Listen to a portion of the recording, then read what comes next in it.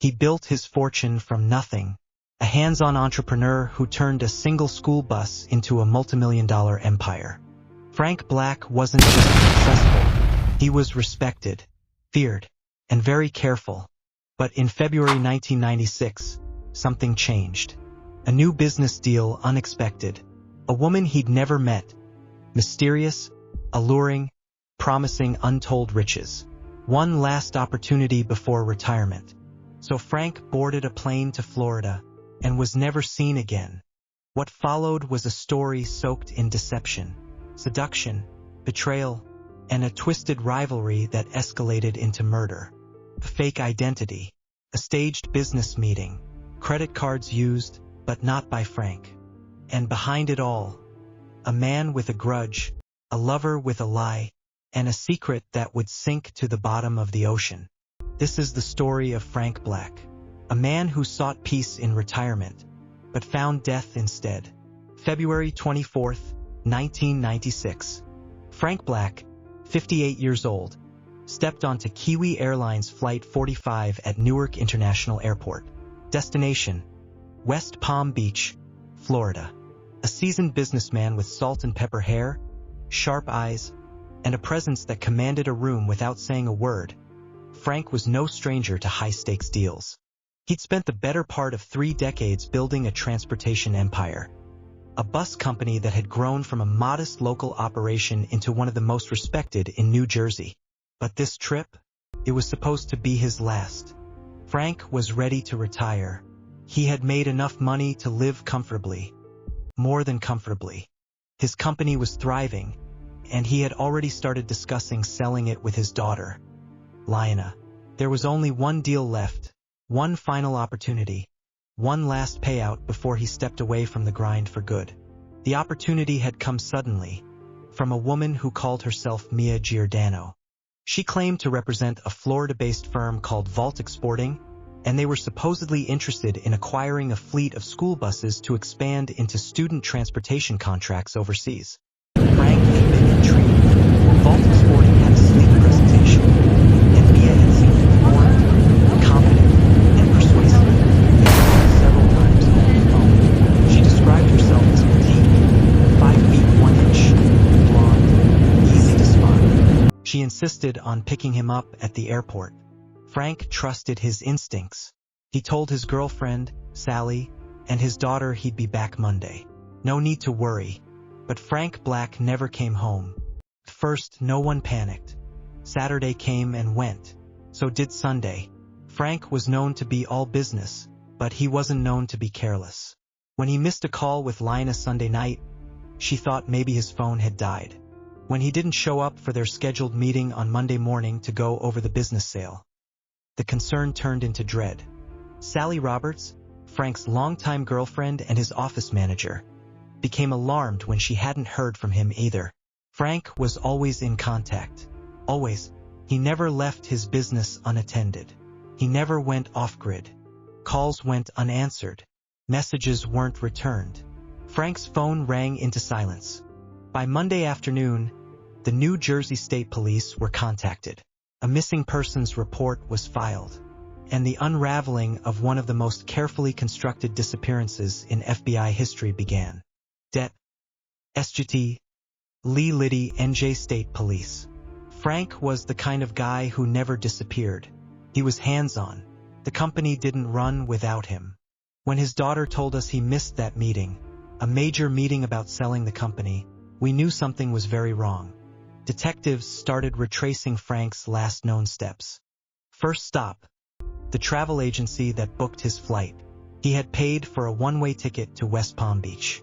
Odd, but maybe he was planning to extend the trip if the deal worked out. Still, it raised eyebrows. Flight records confirmed. Frank boarded Kiwi Airlines Flight 45 on Saturday. He arrived in Florida, but from there the trail went cold. There were no hotel check-ins under his name, no car rental, no calls from his phone, and yet his credit cards were still active. One was used just past 1 a.m. at the Embassy Suites in Riviera Beach, another at 4 a.m. at a gas station in North Miami. But who was using them? Where was Frank? New Jersey detectives looped in the Florida Department of Law Enforcement, FDLE. Special Agent Michael Driscoll was assigned the case. He reviewed the credit card activity. Embassy Suites, 1:14 a.m. Shell Gas Station, 4:03 a.m. Both transactions processed without physical signatures. Both used at self-service locations. Driscoll tracked down the gas station attendant who worked the night shift. When shown Frank's photo, he shook his head. Didn't recognize him. Hadn't seen anyone matching Mia's description either. The hotel clerk remembered something, though. Karen Voorhees, hotel clerk. There was a woman, not blonde, though. Brunette, a little over 5 feet. Came in real late asking for a room, but we were booked. I remember her using the payphone several times. And that payphone? It was the exact one where Frank's credit card had been used. It was clear now. Frank Black had never made it to a hotel room. Someone was using his credit cards. But not him. And the woman he had trusted to pick him up, the woman who didn't exist, was really someone else entirely. Enter Lisa Costello. Phone records revealed that the mysterious calls from Mia Giordano had originated from a townhouse in Jupiter, Florida, leased by a woman named Lisa Costello. Not blonde, brunette, 5 feet 1 inch. She matched the description perfectly, minus the lie. Mia was Lisa. Lisa was Mia.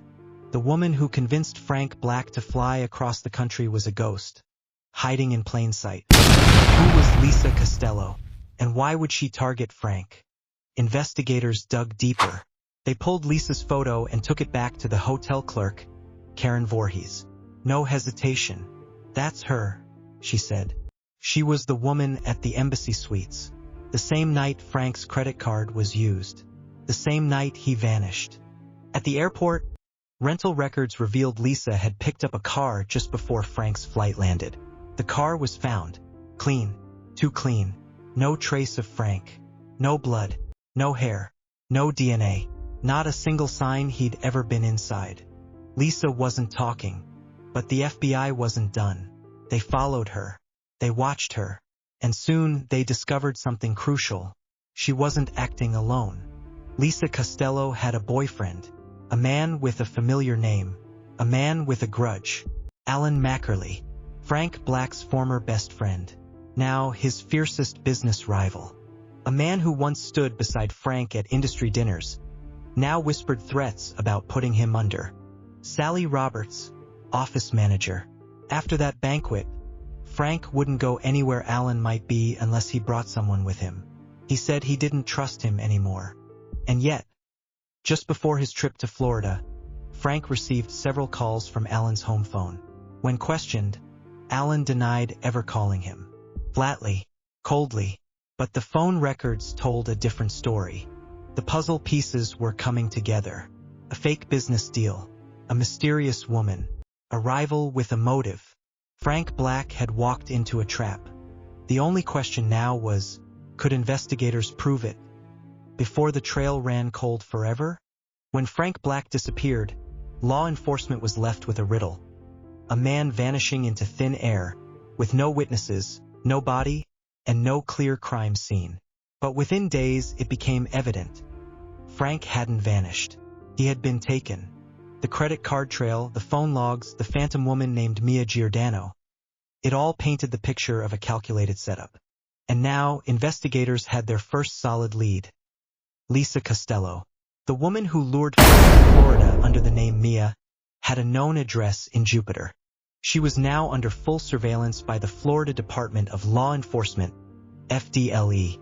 For days, agents followed her every move. She didn't seem afraid. She didn't seem guilty. But she was hiding something, and she wasn't alone. Lisa was in a relationship with Alan Mackerly, a former friend and now bitter business rival of Frank Black. When Frank's name came up in connection with Lisa, Alan's name came with it. And that changed everything. Alan Mackerly was more than a rival. He was a man with a motive, a failed contract, public threats, and a long-standing resentment that had been building for years. Their businesses were once 10 miles apart, constantly competing for the same school district contracts. A few months before Frank vanished, Alan had publicly threatened him at a banquet. He said he was going to put him under. We didn't know if that meant out of business or something worse. Frank took the threat seriously. From that point on, he wouldn't attend any industry events where Alan might appear, unless someone was by his side. And now, Frank had gone to meet a mysterious business contact. Alone. Investigators began digging into Lisa and Alan's lives, together and apart. Alan, now living in Florida, had also been in the bus business, just like Frank. He had moved away, allegedly to expand operations. But his financials didn't reflect growth. In fact, they reflected desperation. Phone logs showed multiple calls between Frank and Alan's home in the days before Frank's disappearance. When questioned, Alan denied ever calling Frank. He claimed they hadn't spoken in months. But with suspicion mounting, agents attempted to link Lisa and Alan directly to Frank's disappearance.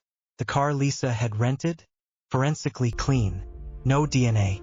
No fibers. Nothing. Credit card activity from Frank's accounts stopped after February 25th. But before they went quiet, they had been used by someone else to pay for phone calls and gas. Each use created a breadcrumb, but one that seemed to lead nowhere. There was still no sign of Frank Black himself. So the FBI escalated. They requested wiretaps. Assistant State Attorney Robert Belange said, "To get a wiretap, we had to convince a judge this was a matter of public safety, that there was credible belief a crime had occurred, and that the people we were tapping, Lisa and Alan, were involved." The tap was granted. But there was a problem. Lisa Costello had moved in with Alan. They weren't talking over the phone. They were talking face-to-face. And face-to-face conversations don't come with audio. To catch what they needed, agents needed to bug the house. That required another warrant, even more difficult to obtain. But the evidence, the lies, the phone calls, the motive was compelling. Assistant State Attorney Lawrence Merman said, "Planting a listening device inside someone's home is one of the most legally sensitive actions we can take. The threshold is extremely high, but we had what we needed." The judge approved the warrant. Bugs were placed. Surveillance teams were set up nearby. The agents waited, listening for any slip, any whispered admission, any clue. What they heard was music. Hours and hours of music. FDLE agent Michael Driscoll said, "They were playing the radio loud. Every time we thought they were going to talk, they'd crank up the volume. They knew we were listening. They didn't know how, but they knew. The wiretap had failed. The house bugs had failed. Alan Mackerly and Lisa Costello were being careful. Maybe too careful." 3 months passed. Frank Black was still missing. Lisa Costello was called to testify before a grand jury. She was given immunity, standard procedure, so long as she told the truth. But she refused to speak. Flat out refused. Stone cold silence. The judge held her in contempt of court. She was jailed. The case was now at a standstill. Lisa was behind bars. Alan was walking free. And Frank Black? Still gone. Desperate, Agent Driscoll turned to a friend. FBI Special Agent Jay Miller, a former Marine and seasoned investigator. They had played racquetball together for years. Over coffee one day, Driscoll vented about the case.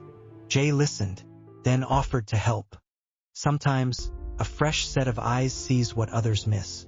Jay requested to be assigned to the case. He started from the beginning, every detail, every file, every call log, every shred of surveillance.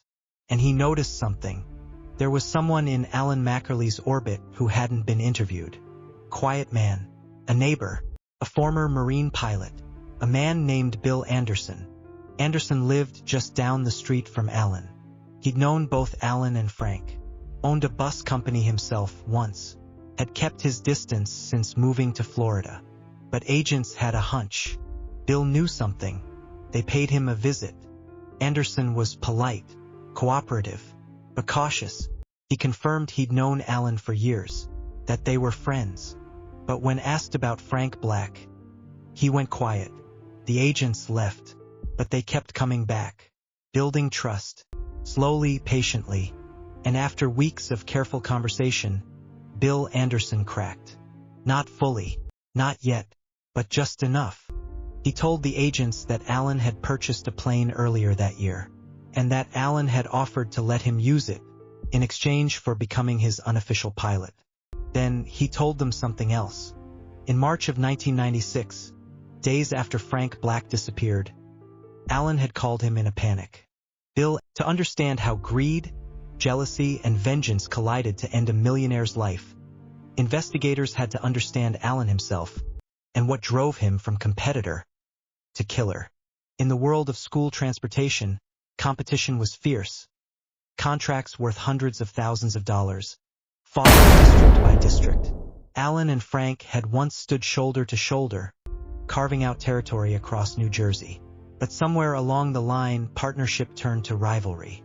Alan Mackerly was proud, volatile, and dangerously ambitious. When Frank won a lucrative contract that Alan had spent months chasing, it wasn't just business. It was personal. Witnesses would later say Alan's resentment festered for years, slowly curdling into hate. Frank said Alan couldn't stand to lose. He wanted to be the king of the road, and Frank had beaten him to it. That was the last straw. At first, their conflict was professional, undercutting bids, competing for drivers. But Alan's temper was legendary. Employees quit under his rages.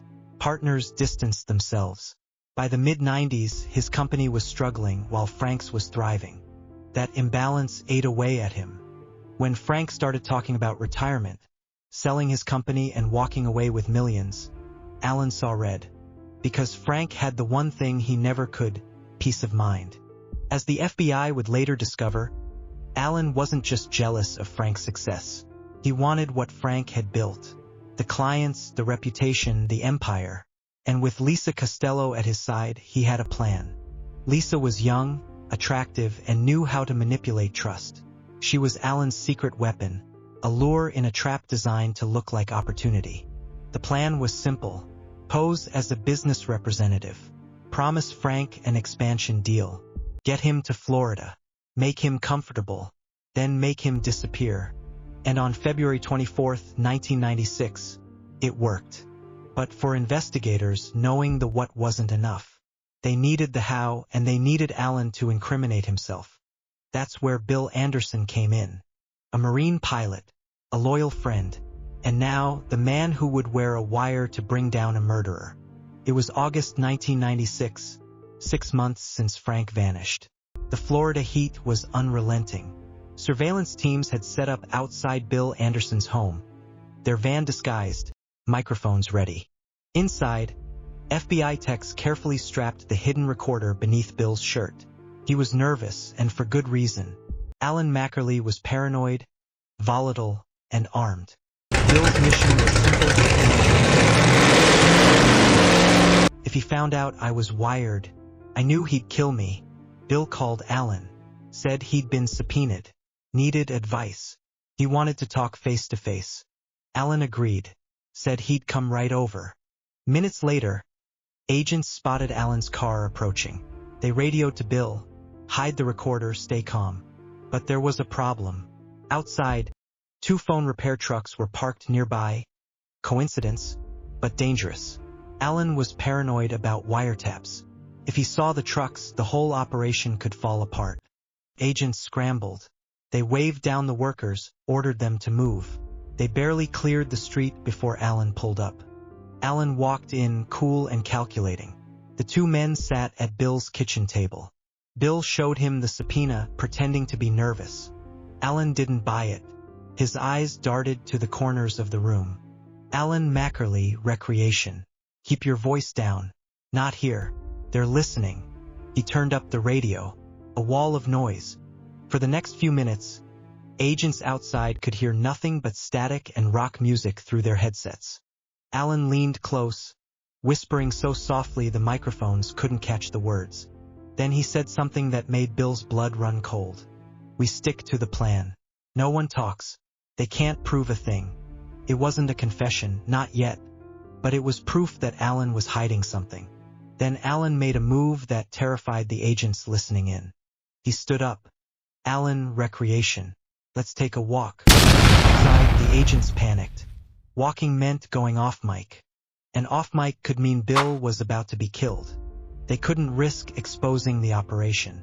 They couldn't rush in unless they heard a clear sign of danger. Every second was a gamble. Alan and Bill stepped out into the humid night. Gravel crunched under their shoes. Through the static, the agents could hear their footsteps. Slow, deliberate, moving closer to the van where the team sat frozen. Alan's voice was muffled, tense. "You told anyone else?" "No," Bill replied. "Nobody." A long pause. Then Alan sighed. "Good. Keep it that way." Moments later, they reappeared. Alan patted Bill on the shoulder, climbed into his car, and drove off. The agents exhaled for the first time in minutes. Back at headquarters, investigators reviewed the recording. No direct confession, but enough circumstantial dialogue to prove Alan was orchestrating a cover-up. Still, without a body or weapon, the case remained fragile. The prosecutors needed to reinforce every piece of evidence they had. Lisa Costello remained in jail for contempt. She hadn't said a word, but cracks were starting to show. Agents interviewed Lisa's former roommate. That's when they discovered a disturbing detail. Lisa had access to a powerful sedative called Rohypnol, known for its ability to incapacitate without detection. It was the missing puzzle piece. If Lisa drugged Frank, it would explain how Alan could overpower him without a struggle. Prosecutors confronted Lisa with the evidence. The drugs, the lies, the phone calls, the fake name, the trip. She still refused to speak. Prosecutor Robert Belange said, "We told her plainly, cooperate and walk free. Stay silent and you'll face murder charges." She said nothing. She was stone. Lisa sat in her cell for 3 months, unflinching. Meanwhile, Alan grew cockier, confident that without a body, the FBI had nothing. But the agents weren't finished. They'd soon find something, and someone, that would finally put Alan away. Enter Robert Sanadasian, Alan's son-in-law. When news of Alan's arrest hit the press, Robert came forward voluntarily. He told prosecutors that Alan had called him the day after Frank arrived in Florida, asking him to come to the house to help clean up. When Robert arrived, the foyer was torn apart, the carpet ripped out, the walls stripped. Alan was already bleaching the floor. When Robert asked why, Alan said something chilling. "Given what they found in the OJ trial, I'm not leaving a single hair behind." Robert helped him haul debris, carpet, drywall, even the vacuum cleaner to a nearby landfill. Agents raced to that landfill. They found everything Robert had described. Blood-stained carpet, sheetrock, a destroyed vacuum. The lab ran tests. It was blood, but degraded beyond confirmation. No DNA match, no usable trace. Still, the physical evidence perfectly matched the story. It was the final nail in the coffin. The state attorney prepared charges: first-degree murder and kidnapping. Alan Mackerly was arrested outside his home, his dog barking as agents surrounded him. He didn't resist. He didn't speak. As cameras flashed, one reporter shouted, "Where's Frank Black?" Alan looked up and smirked. He never said a word. In January 1998, Alan stood trial. Without a body, prosecutors relied on circumstantial evidence. The witness testimony, the recordings, the cleanup, and the motive.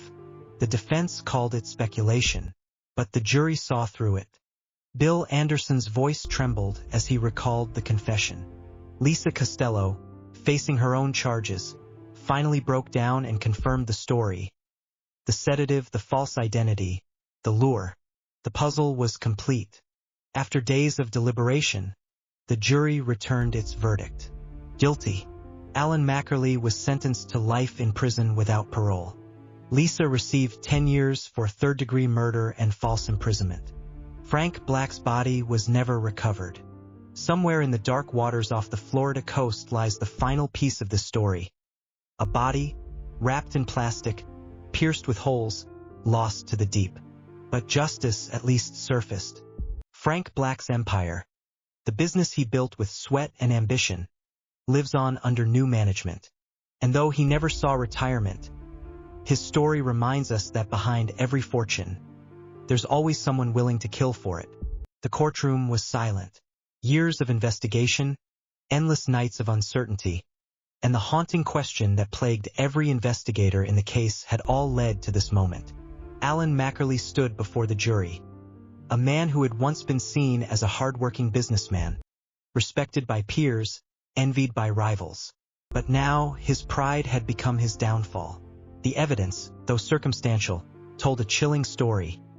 Greed, obsession, and a friendship twisted into betrayal.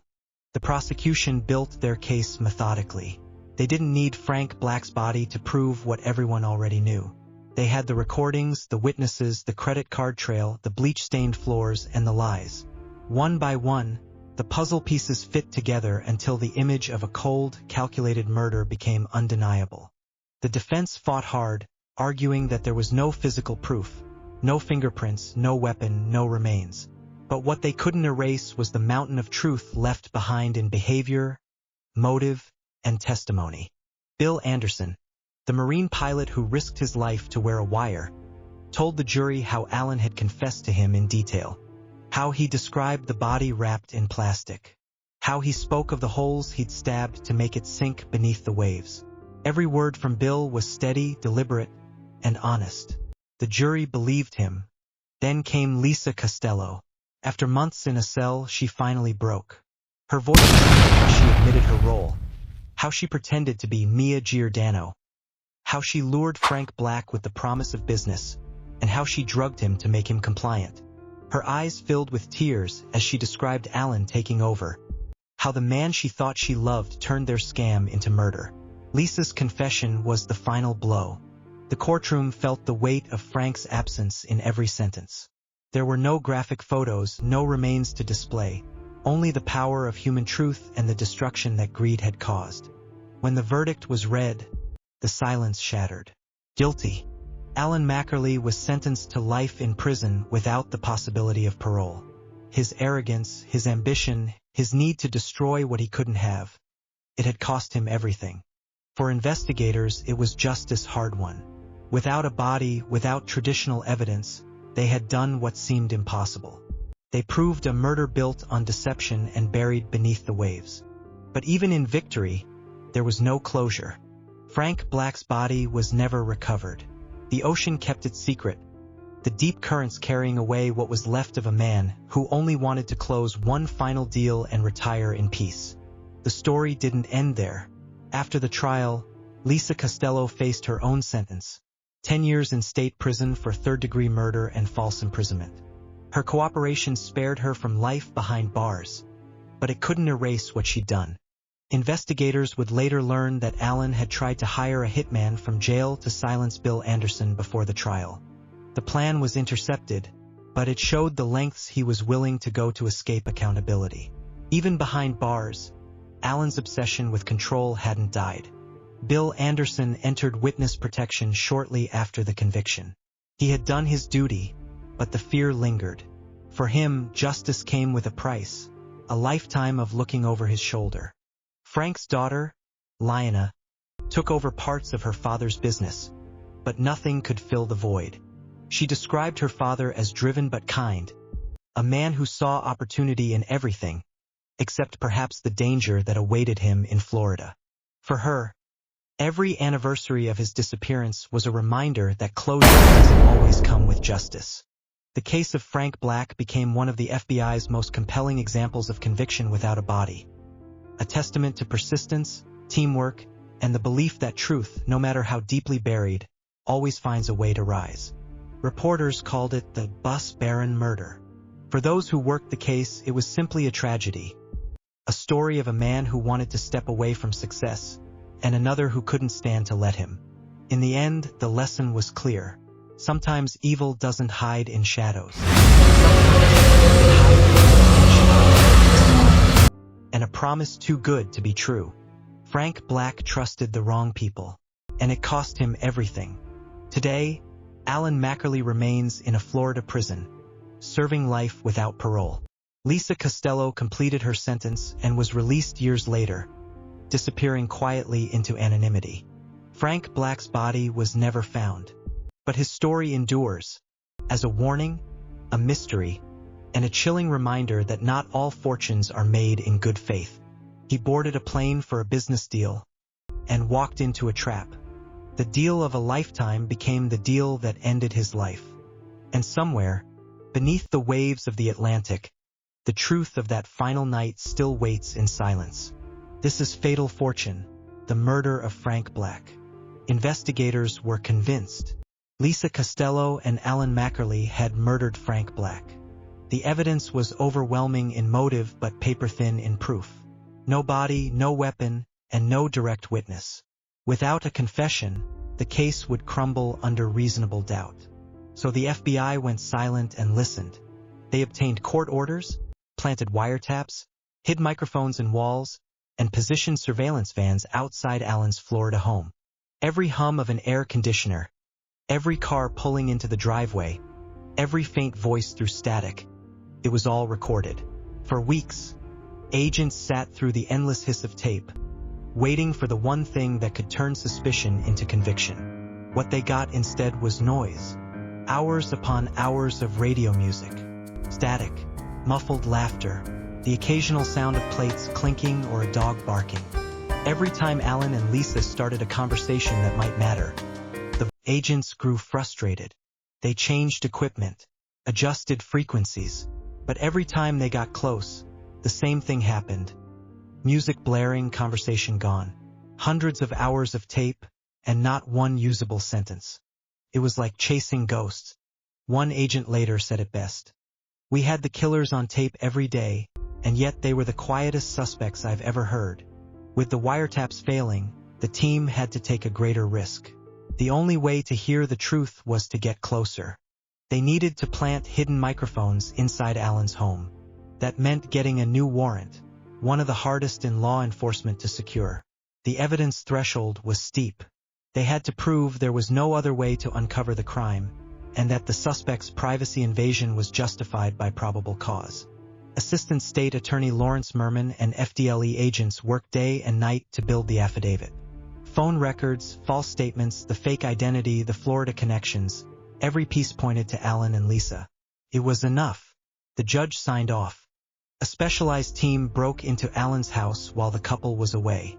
They moved silently through the rooms, planting microtransmitters in ceilings, light fixtures, and behind vents.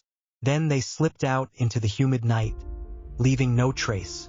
For days afterward, agents waited. Monitors flickered in the control van. The house stayed quiet. Then movement. Alan's voice, faint, distorted. He and Lisa were arguing. Something about them listening. Then, as if on cue, the sound of music roared to life again, drowning out everything. Hours of surveillance turned into days. Days turned into weeks. The agents who once felt the thrill of a major break were now listening to the same 10 songs on repeat, courtesy of Alan's paranoia. It became clear, Alan wasn't just careful. He was methodical.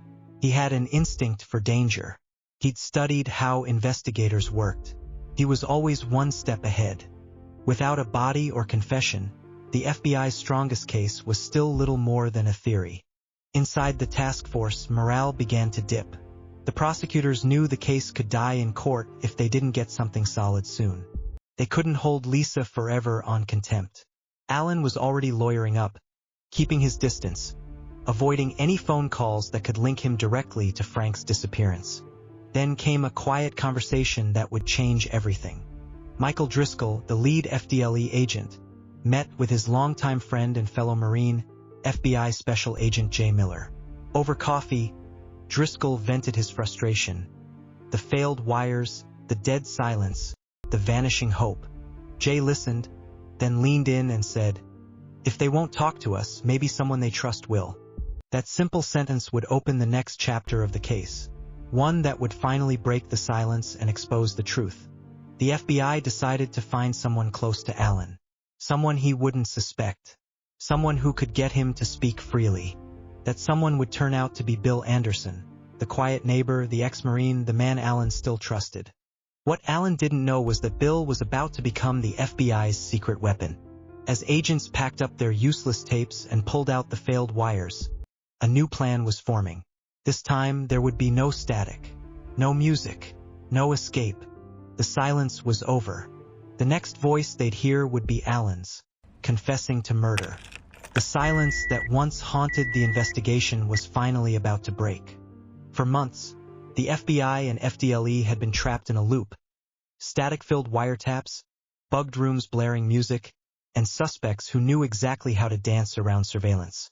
Alan Mackerly and Lisa Costello had covered their tracks perfectly. But even the most careful criminals make one mistake. Alan's mistake was friendship. He had a neighbor named Bill Anderson, a quiet man, polite, dependable, a former Marine pilot who lived just down the street. The two had bonded over shared military roots and the simple camaraderie of men who'd once lived with discipline and danger. To Alan, Bill wasn't a threat. He was a confidant. To the FBI, he was the key. Special Agent J. Miller approached Bill carefully. They shared the same Marine background, the same language of loyalty and brotherhood. Bill wasn't eager to betray a friend, but as the agents laid out what Alan had done, the lies, the threats, the evidence of murder, something inside him shifted. Bill listened. Then he nodded. He agreed to help. At first, he simply talked. He confirmed Alan's growing paranoia, his anger toward Frank Black, and his obsession with watching the news for updates on the investigation. But J. Miller sensed that Bill knew more than he was saying. The agents kept visiting, taking it slow, allowing trust to form. They weren't interrogating him. They were letting the weight of truth do its work. Then, one night, Bill invited them inside. He said quietly, "There's something you need to know." What he told them would crack the case wide open. Alan had confessed to him, not in a heated argument, not in fear, but casually, almost like a man bragging about a clever trick. Alan told Bill that Frank Black had come to his house in Florida expecting a business meeting. Lisa had lured him there, pretending to discuss the bus company deal. Frank had a drink, relaxed, and began to feel dizzy. The next thing he knew, he was on the floor. Lisa had drugged him. Alan said he shot Frank in the foyer, clean, quick, efficient. He wrapped the body in plastic, sealing it tight. Then, with Lisa's help, he loaded it into his boat and headed out into the Atlantic. Under the cover of darkness, miles from shore, Alan dumped the bundle overboard. But the ocean didn't cooperate. The body wouldn't sink. Alan said he panicked. He pulled a knife from the deck, stabbed holes through the plastic, and watched as the body slowly disappeared beneath the waves. Then, in an almost boastful tone, he told Bill he needed to fly over the area in his plane, just to make sure nothing had surfaced. Bill was horrified. He was no saint, but murder was beyond comprehension. Still, he stayed calm, afraid that showing emotion might expose him. When he finished telling the story to the FBI, the room was silent. Every agent in that room knew what this meant. They finally had it, the confession they'd been chasing for months. But it wasn't recorded. They needed Alan to repeat it, this time on tape. That meant Bill Anderson would have to go back. He would have to sit across from a man who had killed once before and wear a hidden microphone. Bill agreed. The agents prepared him. They rehearsed what to say, how to steer the conversation, how to stay calm if Alan grew suspicious. They even fitted him with a concealed transmitter that could send a distress signal if things went wrong. The next day, the trap was set. Alan was invited over under the pretense of helping Bill prepare for a subpoena. When Alan arrived, he looked uneasy. Bill handed him the document, pretending to be nervous. Alan leaned in. "Don't worry about it," he whispered. "Just say you don't know anything." Bill played dumb, asking what exactly he should say. Alan hesitated, his paranoia surfacing. "We'll talk outside," he said. The agents listening tensed up. If Alan took Bill outside, they could lose the signal. But they couldn't intervene, not yet. Alan and Bill stepped into the humid Florida night. Their footsteps crunched on the gravel. The transmitter crackled. Then Alan's voice came through, low and curious. "You told anyone else?" "No," Bill answered. "Nobody." Another pause. Then Alan replied, "Good. Keep it that way." The agents exhaled. Bill had survived the meeting. And though the conversation didn't include a full confession, It was enough to prove Alan was covering something up. Still, prosecutors wanted more.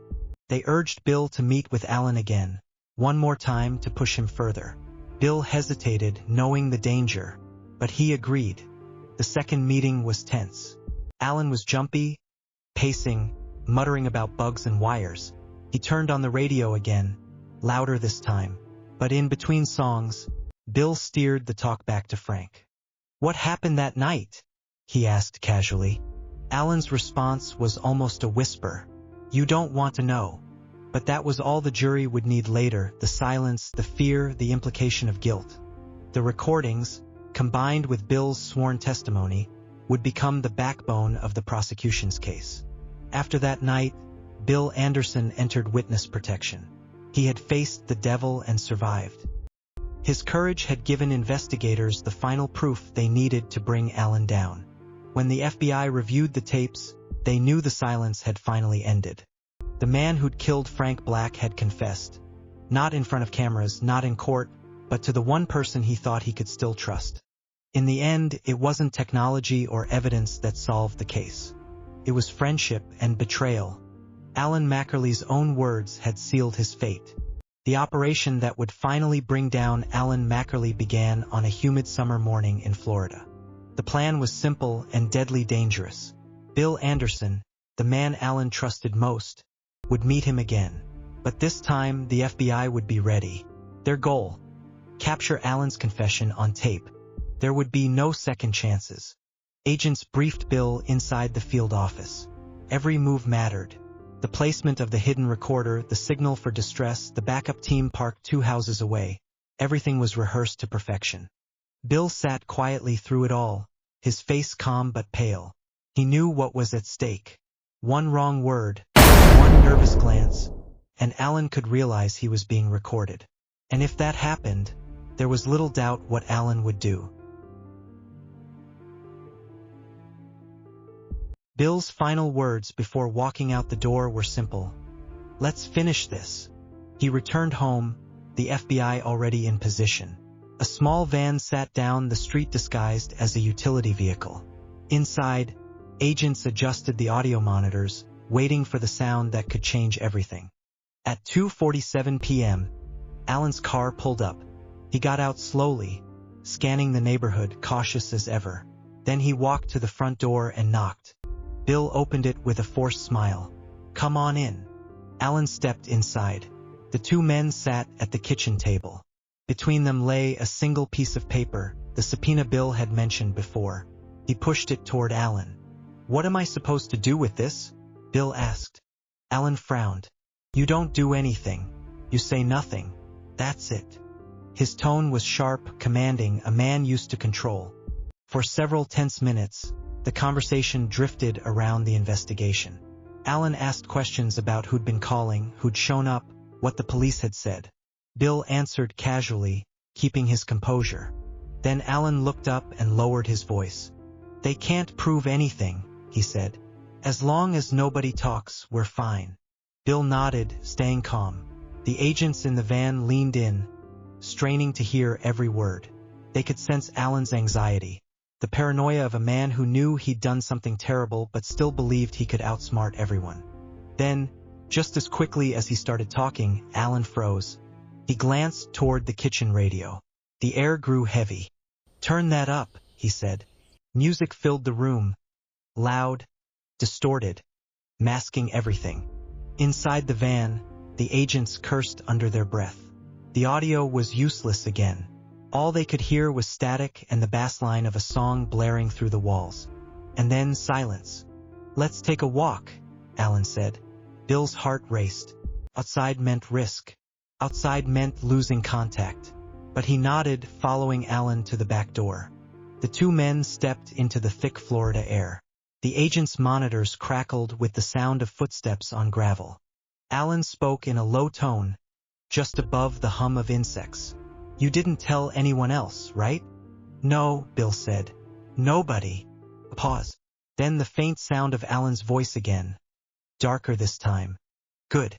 Keep it that way." The agents sat frozen. They couldn't move, couldn't break cover. One false step could blow months of work. But when they heard the car door slam moments later, they finally exhaled. Bill had survived. The meeting hadn't given them a clean confession, but it gave them something better: Alan's fear. His refusal to speak openly, his insistence on silence, his admission that they can't prove anything. Each word was proof that he was covering up a crime. Still, the investigators wanted more. They needed one more push, one more meeting that would seal Alan's fate. This time, they'd be ready. A week later, Bill met with prosecutors and agents. They decided to lure Alan again, this time with a tighter setup. A fresh recorder, better audio placement, and hidden cameras covering every angle. Bill practiced his lines carefully. He'd act frustrated, paranoid, maybe even desperate. Anything to get Alan to reassure him, to say out loud what everyone already knew. When the day came, the trap unfolded perfectly. Alan arrived tense but composed. Bill started by complaining about the investigation, pretending he was falling apart under pressure. "I can't keep lying for you," he said. Alan leaned in. "You don't have to lie," he replied. "Just don't tell them anything." Bill pressed harder. "They think we did something, Alan. They're asking about Frank." Alan's response was barely audible, but it was enough. "They can't find what's not there." It wasn't a direct confession, but those 6 words told the entire story. When Alan left, agents flooded Bill's house. They retrieved the recordings, replayed them, and listened in silence. Alan's voice was steady, confident, and filled with guilt disguised as arrogance. It was the break they had been waiting for. Within days, the prosecutors finalized their plan. The evidence, the audio, the witnesses, the credit cards, the false identity, the cleanup, was more than enough to arrest Alan Mackerly for murder. On August 29, 1996, a tactical team surrounded Alan's home. He stepped outside with his dog, unaware that his freedom had already ended. "Alan Mackerly," an agent called out, "you're under arrest for the murder of Frank Black." For the first time, Alan looked truly surprised. His confidence evaporated. He didn't resist. He didn't speak. He just stared as the handcuffs locked around his wrists. Months of silence. Years of rivalry. One moment of justice. It was over. The recording operation had done its job. The wire had finally captured what months of surveillance couldn't. Not a confession shouted from guilt, but one whispered from fear. Alan's own words had betrayed him. The web he spun with lies, fake deals, and manipulation had collapsed under the weight of truth. For the FBI, it was a victory not just of evidence, but of patience.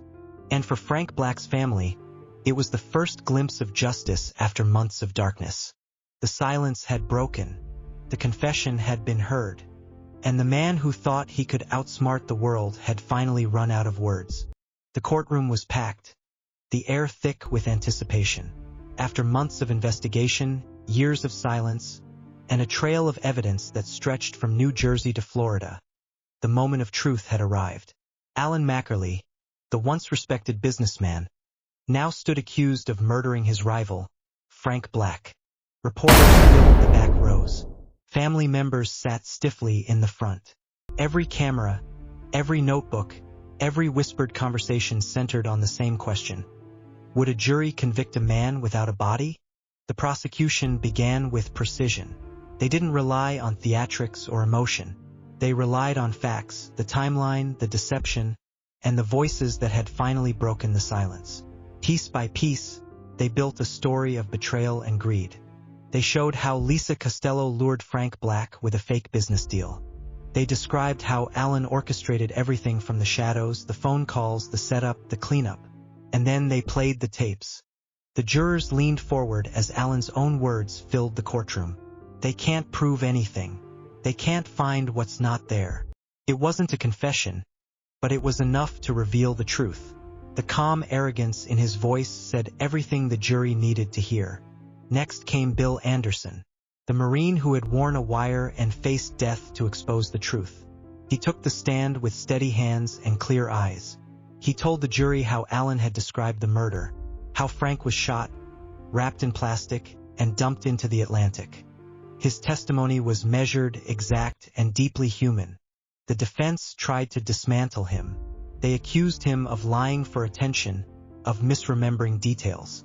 But Bill never wavered. "I know what I heard," he said.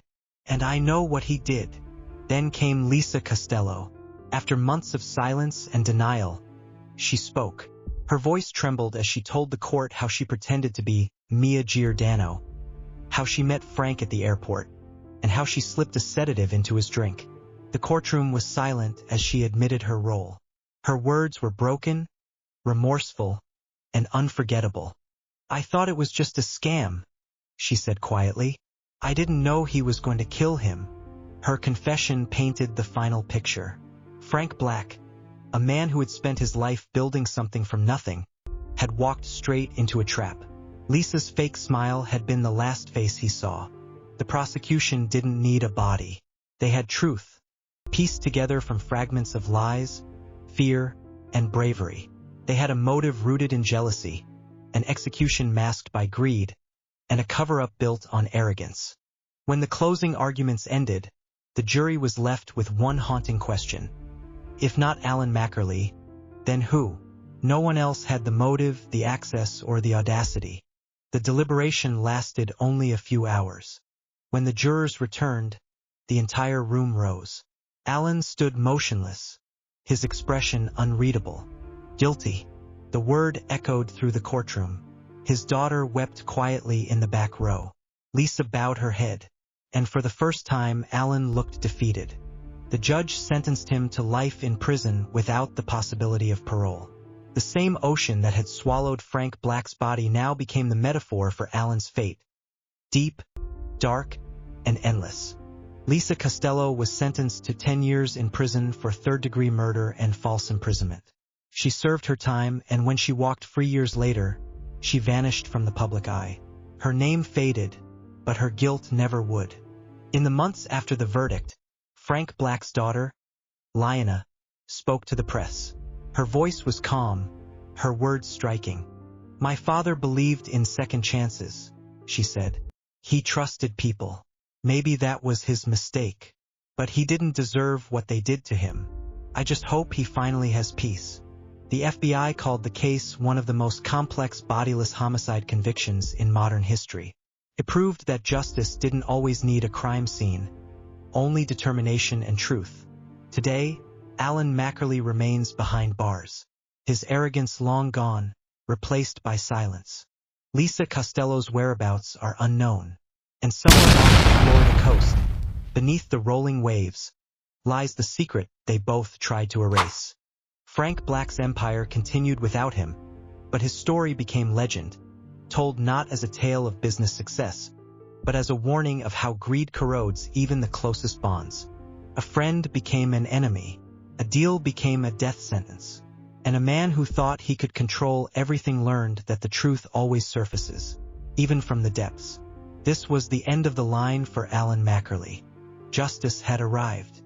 And for Frank Black, whose body was never found, the ocean still holds the final chapter. But his story and his justice will never sink. In the end, it wasn't technology, evidence, or even luck that solved the mystery of Frank Black's disappearance. It was persistence. It was the tireless determination of investigators who refused to accept silence as an answer. From the moment Frank boarded that plane to Florida, his fate was sealed. A promise of business turned into betrayal, a handshake into a setup, and friendship into murder. The tragedy of his story lies not only in his death but in the reason behind it: greed. Alan Mackerly had everything to lose, and in trying to destroy his rival, he destroyed himself. His arrogance blinded him to the truth that every lie leaves a trace, every cover-up cracks, and every secret eventually surfaces. Frank Black's empire lives on, but his absence is a shadow that never fades. His family still remembers him as a man of ambition, generosity, and trust, qualities that became his undoing. The ocean may have hidden his body, but not his story. That story became a warning, a reminder that evil doesn't always come from strangers. Sometimes it comes from the person shaking your hand. Alan Mackerly will spend the rest of his life behind bars, haunted by the one thing he can't control: the truth. Lisa Costello served her sentence and vanished into obscurity, a ghost of the woman who once played the part of a temptress and accomplice. And Frank Black, though never found, remains immortalized in FBI history as the man whose killers couldn't bury justice. Because justice, like the tide, always finds its way back to shore. If you found this story compelling, subscribe for more true crime cases where lies unravel, truth resurfaces, and justice refuses to drown. This was Fatal Fortune, the murder of Frank Black. Until next time, stay safe, stay curious, and remember, trust is the most dangerous currency of all.